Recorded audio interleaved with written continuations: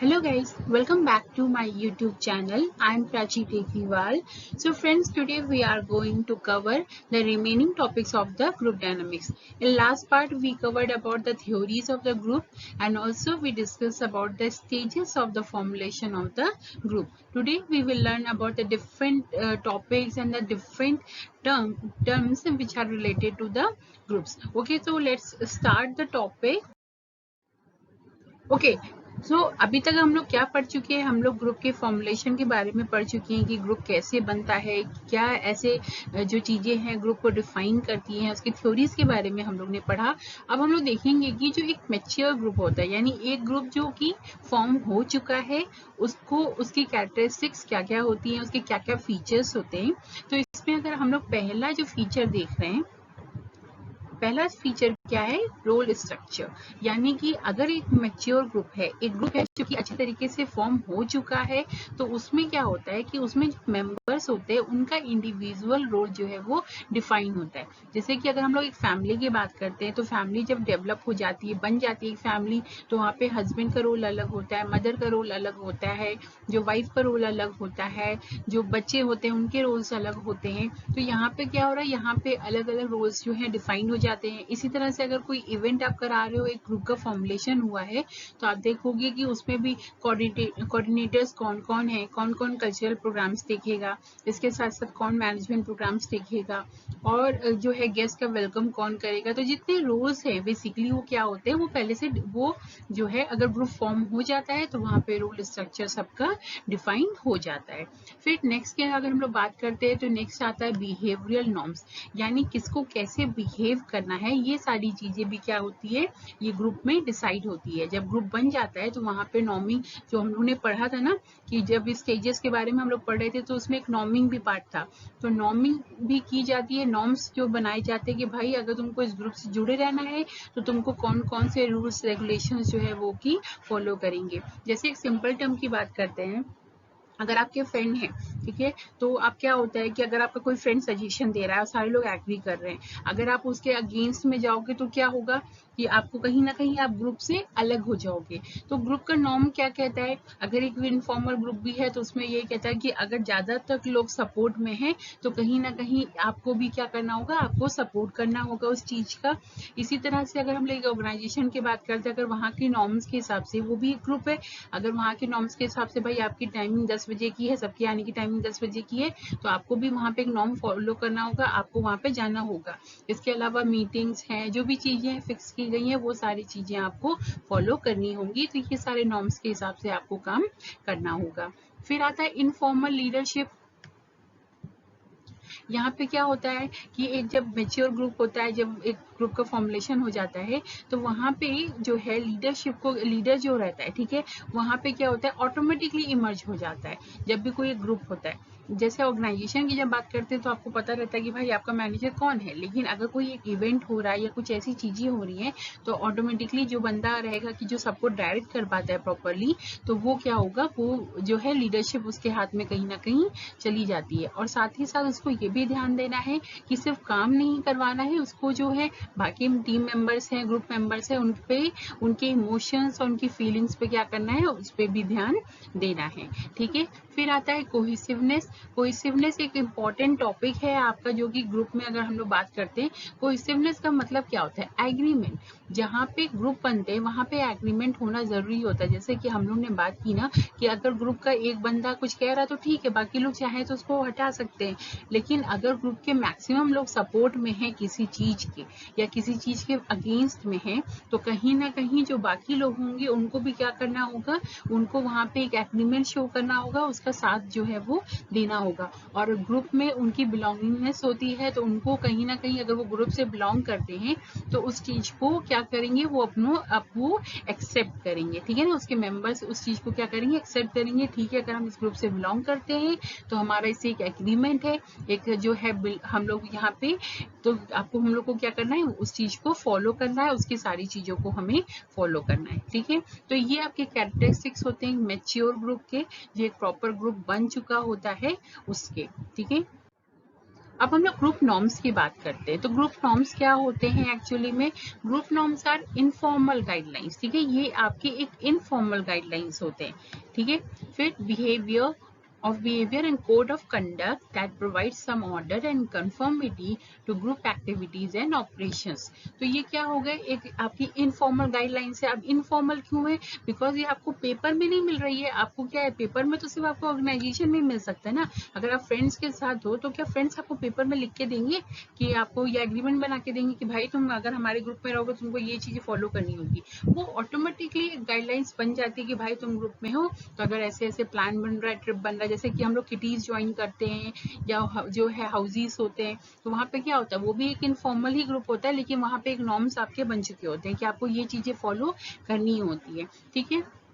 फिर और behaviour and code of conduct, इसमें कोड ऑफ कंडक्ट भी डिसाइड हो जाता है कि भाई आपको ये चीजें फॉलो करनी है, जो कि किसी भी एक्टिविटी को क्या करते हैं, एक ऑर्डर, एक कंफर्मिटी प्रोवाइड करते हैं, ठीक है, किसी भी एक्टिविटी और ऑपरेशंस को। यानी कि ये एक इनफॉर्मल गाइडलाइन है या कोड ऑफ कंडक्ट है, एक तरह के रूल्स रेगुलेशंस हैं जो कि फॉलो करने हैं किसको, ग्रुप मेंबर्स को। Okay, these rules are expected to be followed by all the group members. Okay, फिर these norms and rules usually develop gradually and informally as group members learn as to what behaviors are necessary for the groups to function effectively। अब ये जो सारी चीजें, ऐसा नहीं है कि ये मेंबर्स को एक ही बार में आ जाएंगी, जैसे जैसे वो ग्रुप के लिए काम करते जाते हैं तो ये साथ ही साथ वो ये चीजें क्या करते हैं, सीखते जाते हैं। Okay, these norms may include a code of dress for meetings or being on time for the meeting and behaving in a predictable manner both within and outside the group meetings। ठीक है,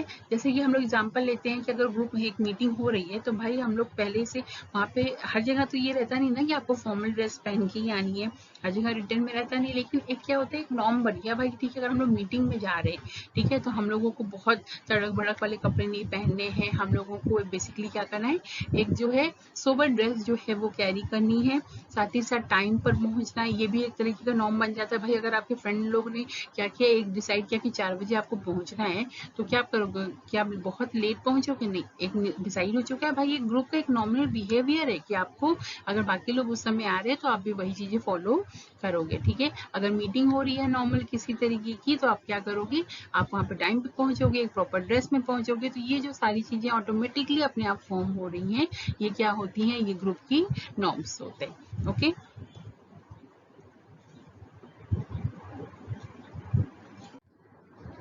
अब हम लोग types की बात करते हैं। Group के नॉर्म्स क्या होते हैं, 2 तरीके के होते हैं।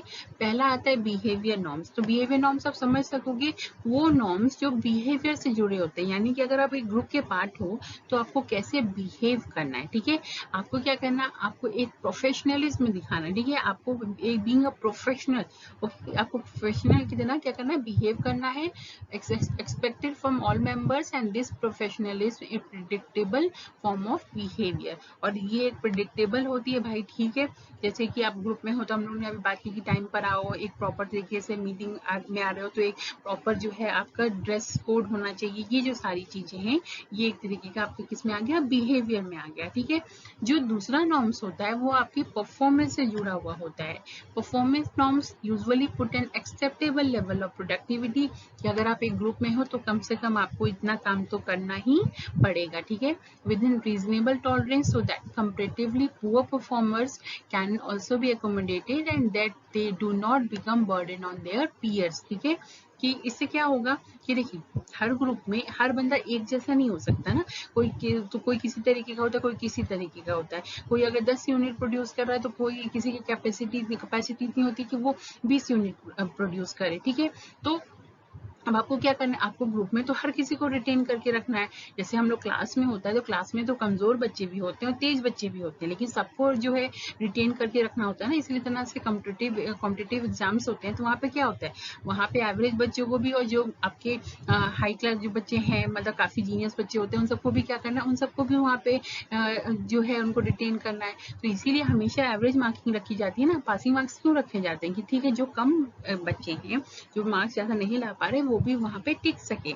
इसी तरह से जो हाई मार्क्स लेकर आ रहे हैं वो भी बच्चे टिक सके। इसी तरह ग्रुप में होता है कि कोई ऐसे लोग हों जो ज़्यादा परफॉर्म नहीं कर सकते, तब भी क्या होगा कि वो ग्रुप में टिक सके, कि उनके लिए भाई एक रेट सेट कर दिया जाता है कि तुमको इतना तो कम से कम लेकर आना है, ताकि उसको टॉलरेट किया जा सके। ठीक है, अब कोई बच्चा है जैसे अगर वो 10 नंबर लेकर के आ रहा है, तो फिर उसको क्लास में आगे प्रमोशन देने का कोई मतलब नहीं है ना। उससे बेटर है कि उसको फिर डिग्रेड किया जाए ताकि दोबारा अच्छे से पढ़ के सीखे।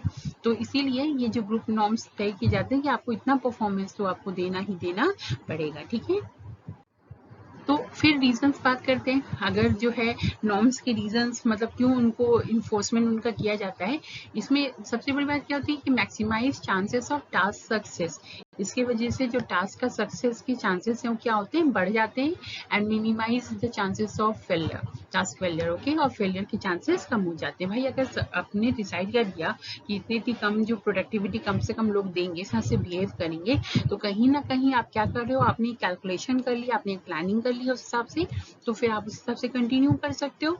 तो फिर यहाँ पे क्या होगा, यहाँ पे टास्क के जो सक्सेस का है रेट है वो क्या होगा, बढ़ जाएगा। ठीक है, फिर facilitate the performance and overcome the barriers to reach the goal. ठीक है, ये परफॉर्मेंस को फैसिलिटेट करता है, और जितने बैरियर्स आ रहे हैं, जैसे हम लोग पुअर परफॉर्मेंस की बात किए, तो वो क्या होंगे, वो हट जाएंगे या कम हो जाएंगे। फिर increase morale and prevention of interpersonal discomfort to the group members. ठीक है, अभी देखिए, अभी कोई एक काम कर रहा है, दूसरा काम नहीं करेगा, तो जो काम कर रहा है उसको कहीं ना कहीं तो फील होगा ना कि वो काम नहीं कर रहा है। तो यहाँ पे अगर हम लोग ने नॉर्म्स तय कर दिए, तो इसको ये तो संतुष्टि है ना कि चलो ये बाकी इतने मेरे ऊपर है कि मैं इतना ज्यादा काम करना चाहता हूँ कि नहीं करना, इतना एवरेज जो है ये सबके लिए बराबर है। ठीक है, तो ये इसकी वजह से कहीं ना कहीं क्या होगा, उसका मोरल बूस्टअप होगा, और जो डिस्कम्फर्ट हो रहा है दो लोगों के बीच में, ठीक है, कि ये कम काम कर रहे हैं, ज्यादा काम कर रहे हैं, तो ये चीजें क्या होगी, ये चीजें जो है ना वो खत्म हो जाएंगी। ठीक है, या कम हो जाएंगी। तो ये आपके रीजंस है बेसिकली नॉर्म्स को इन्फोर्स करने के, कि ग्रुप में कोई भी ग्रुप है तो वहां पे नॉर्म्स क्यों बनाए जाते हैं। अब हम लोग नेक्स्ट बात करते हैं ग्रुप कोहेसिवनेस की, जिसके हम लोग ने बताया था ग्रुप एग्रीमेंट की। ठीक है, ये क्या होता है, it is attractiveness of the members toward the group और resistance of the members leaving it. ठीक है, अगर ग्रुप कोहेसिवनेस ज्यादा है तो उसका मतलब क्या है कि जो मेंबर्स है ग्रुप के, वो अपने ग्रुप के प्रति ज्यादा स्ट्रांगली क्या है, अट्रैक्टेड है। ठीक है, और अगर ये ग्रुप कोहेसिवनेस कम है तो इसका मतलब क्या है, मेंबर्स और ग्रुप के बीच में कहीं ना कहीं रेजिस्टेंस है। ठीक है, अगर आप अपने ग्रुप की बात सुनते हो, ज्यादा उनके साथ रहते हो, तो कहीं ना कहीं अब उनके साथ जो है हर चीज की प्लानिंग और इम्प्लीमेंटेशन करते हो, तो इसका मतलब आप अपने ग्रुप से ज्यादा अच्छे तरीके से जुड़े हो, यहाँ ग्रुप कोहेसिवनेस ज्यादा है। लेकिन अगर आप अपने ग्रुप से एब्सेंट रहते हो, वहाँ पे मीटिंग्स हो रही है, आप नहीं जाना पसंद करते, आप लोगों से इंटरेक्ट नहीं करना चाहते, तो कहीं ना कहीं यहाँ पे रेजिस्टेंस ज्यादा है और ग्रुप कोहेसिवनेस कम है। ठीक है, एग्रीमेंट ग्रुप से आपका कम है। फिर अगर ग्रुप कोहेसिवनेस ज्यादा होती है तो कहीं ना कहीं मोरल बूस्टअप होता है, साथ ही साथ जो है कॉन्फ्लिक्टिंग व्यूज कम होते हैं, क्योंकि हम लोग ग्रुप में जब रहते हैं ना, तो हम लोग हर किसी से एग्री करना धीरे धीरे सीख जाते हैं। डोमिनेटिंग जो हमारी फीलिंग होती है ना, वो क्या होती है, जो हम लोग का डोमिनेटिंग एटीट्यूड होता है वो कहीं ना कहीं कम हो जाता है। फिर साथ ही आपकी प्रोडक्टिविटी भी इंक्रीज होती है। भाई अगर ग्रुप में कोई एक बंदा कम काम करता है, जब वो देखेगा कि बाकी लोग भी ज्यादा काम कर रहे हैं, तो कहीं ना कहीं उसके अंदर भी एक फीलिंग आएगी और वो और मेहनत करने की कोशिश करेगा। फिर आता है better communication among workers and members. अब ज्यादा एग्रीमेंट है, ज्यादा कोहेसिवनेस है, ज्यादा एक दूसरे से अट्रैक्टेड है, तो कहीं ना कहीं उनके बीच में कम्युनिकेशन क्या होगा, ज्यादा बेटर होगा। तो ओके, तो फिर आज हम लोग ने क्या क्या पढ़ा, आज हम लोग ने पढ़ा कि ग्रुप नॉर्म्स क्या क्या होते हैं। दो तरीके के जो नॉर्म्स हम लोग ने पढ़े, जिसमें आपका बिहेवियर नॉर्म्स और परफॉर्मेंस नॉर्म्स आता है। उसके अलावा हम लोग ने देखा कि ग्रुप कोहेसिवनेस क्या क्या होते हैं और उसके क्या क्या बेनिफिट्स होते हैं अगर ग्रुप कोहेसिवनेस ज्यादा हो। ठीक है, ज्यादा होने से मोरल बूस्टअप होता है, प्रोडक्टिविटी ज्यादा होती है, पुअर परफॉर्मेंस की प्रोडक्टिविटी इंक्रीज होती है, साथ ही साथ कम्युनिकेशन बेटर होता है। तो ये जो सारी चीजें हैं आज हम लोग ने कवर की। तो आई होप कि आपको जो क्लास है, हमारा वीडियो सेशंस है, ये आपको पसंद आ रही होंगी। तो ये हमें कैसे पता चलेगा, आप क्या करोगे, आप नीचे कमेंट सेक्शन में अपने फीडबैक दोगे, सो दैट कि जो भी इम्प्रूव करना है हम उसे इम्प्रूव कर सके। और अगर आपको ये वीडियो सेशन पसंद आया तो guys please hit the like button, so that कि हमें भी क्या है थोड़ा मोटिवेशन मिल सके।